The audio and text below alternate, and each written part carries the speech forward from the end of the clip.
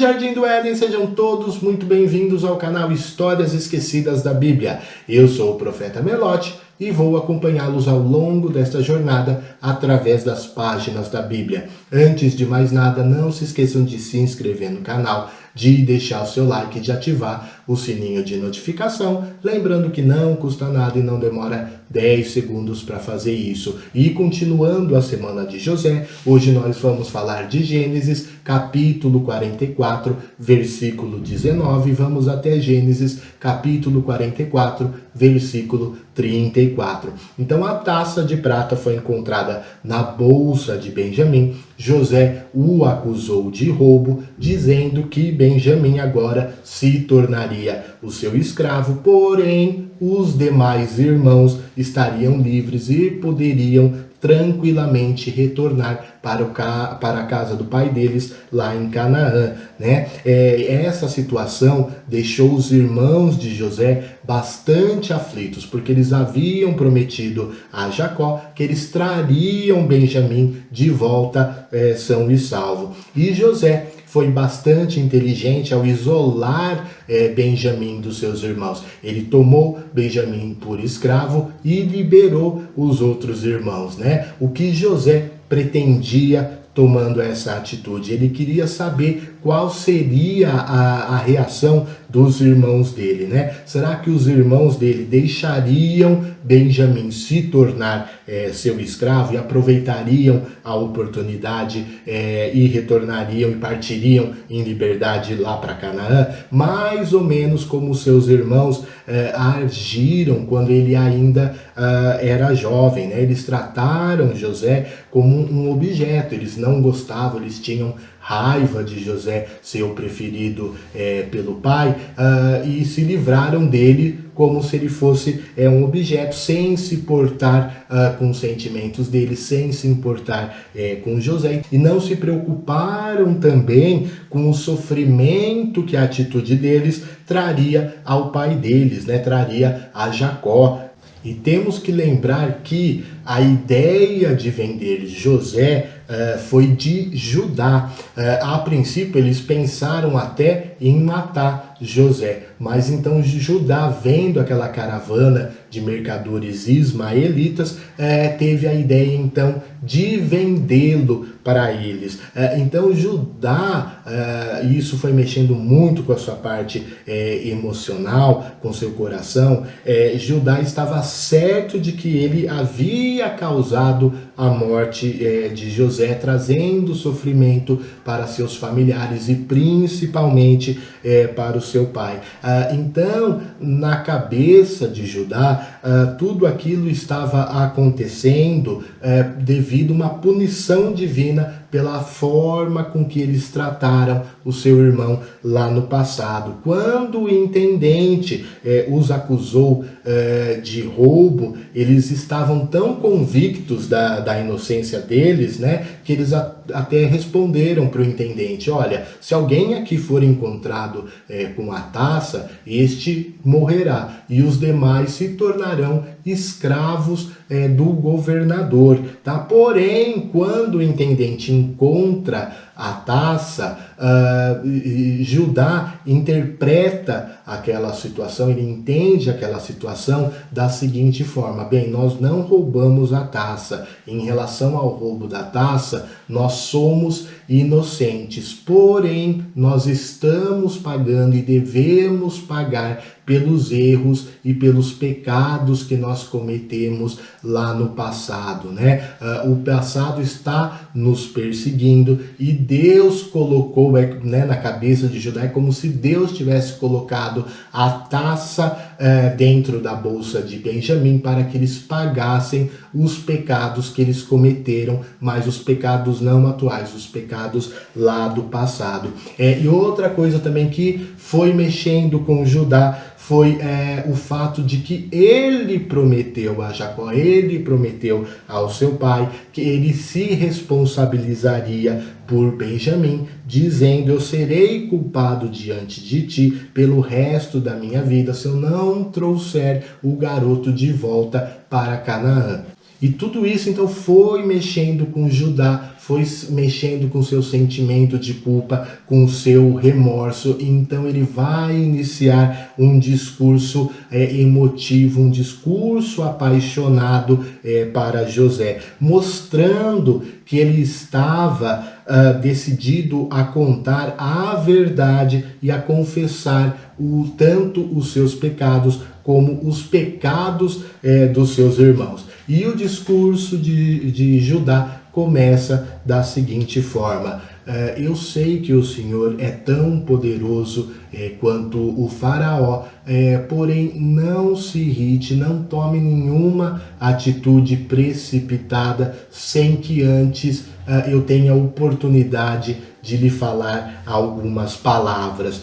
Quando viemos pela primeira vez ao Egito para comprar mantimentos, o Senhor nos confundiu com espiões. Então começou a nos interrogar e começou a fazer perguntas, né? Se a gente tinha algum pai, se a gente tinha algum outro irmão. Então nós respondemos que tínhamos um pai já idoso e que o seu filho caçula havia nascido em sua velhice e que o irmão deste filho caçula já havia morrido devorado por um animal e que então o caçula era o único filho que ainda restava da mesma mãe.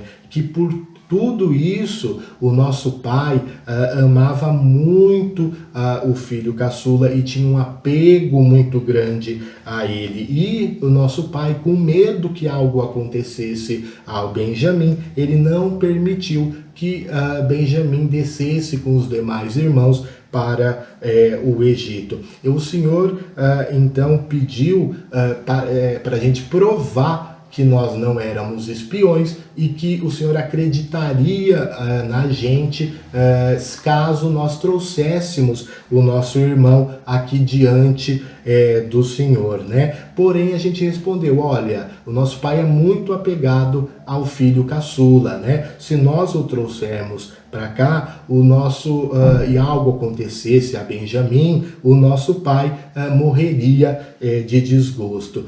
Porém, o Senhor insistiu e disse que a gente só poderia retornar ao Egito, a gente só poderia voltar a negociar mantimentos caso nós trouxéssemos o nosso irmão caçula, provando que nós não éramos espiões. A gente retornou para Canaã, contamos tudo para o nosso pai, tudo o que havia acontecido. Ele ficou irritado, ele ficou a princípio bravo, dizendo: por que vocês foram falar que tinha um pai idoso? Por que vocês foram falar que tinha um outro irmão? As coisas ficaram tranquilas por algum tempo, porém os mantimentos que nós trouxemos foi acabando, a situação foi ficando difícil. Então o nosso pai pediu para que a gente retornasse para o Egito para adquirir mais mantimentos. Então nós respondemos para ele: pai, nós só podemos voltar para o Egito, o governador deixou isso bem claro, se a gente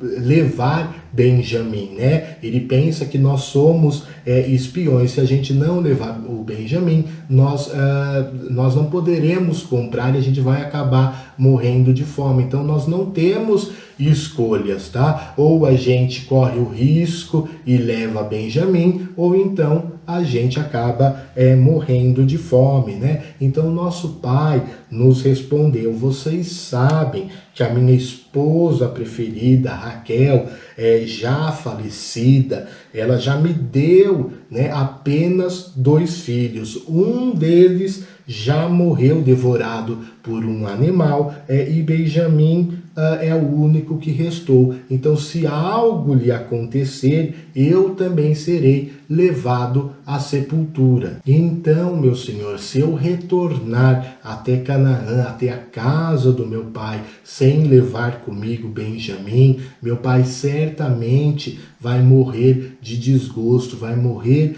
de tristeza. Então, por este motivo, eu peço que o Senhor permita que eu me torne escravo no lugar do garoto, no lugar de Benjamim. Deixe que ele retorne com os outros irmãos até a casa do nosso pai. Como que agora, depois de tudo isso, eu vou voltar para o meu pai sem a companhia de Benjamim? Eu não suportaria ver a tristeza do meu pai se isso acontecesse.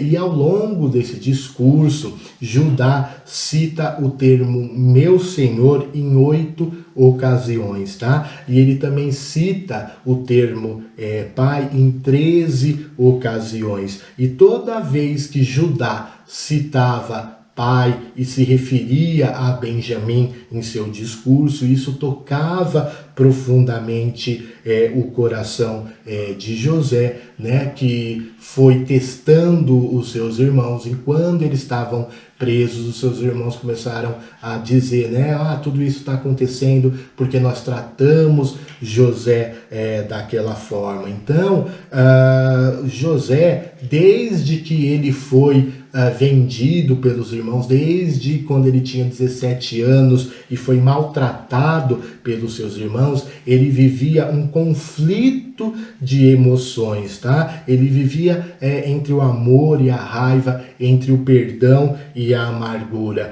E José agora estava em uma posição que ele teria, né? Ele tinha o poder de matar, de escravizar, e ele poderia tranquilamente se vingar de seus irmãos. E ele não fez isso, né? Ele, no entanto, ele começa a fazer uma série de testes, uma série de jogos que nós fomos contando, né, ao longo dos episódios anteriores, para dar aos seus irmãos a oportunidade de se redimir do que eles haviam feito, e para José perceber se eles realmente haviam mudado ou não. E agora, com esse discurso emocionado, ele percebe que os seus irmãos se transformaram, que os seus irmãos haviam mudado, né?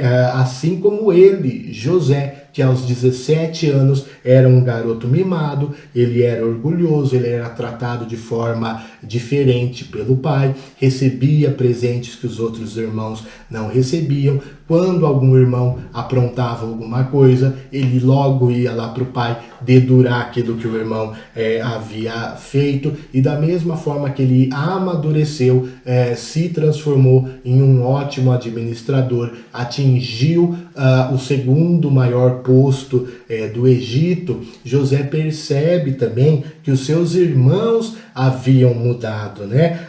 E assim, ele percebe que os seus irmãos agora estavam dispostos a se sacrificarem por Benjamim, né? Sacrificarem a sua liberdade, se sacrificarem por Benjamim e também pelo pai Jacó. E que agora eles não estavam mais pensando em si próprios, que eles não estavam mais só levando em consideração os seus sentimentos para decidirem o que eles iam fazer. Eles estavam pensando no próximo, né? Estavam pensando no irmão e estavam pensando também no pai deles, tá? Então é neste momento que José consegue perdoar os seus irmãos, porque ele percebe que os seus irmãos mudaram genuinamente, tá? E com essa mudança, José então se sente confortável, se sente à vontade para revelar a sua verdadeira identidade aos seus irmãos. Infelizmente, nós vamos ficando por aqui. Eu espero que vocês estejam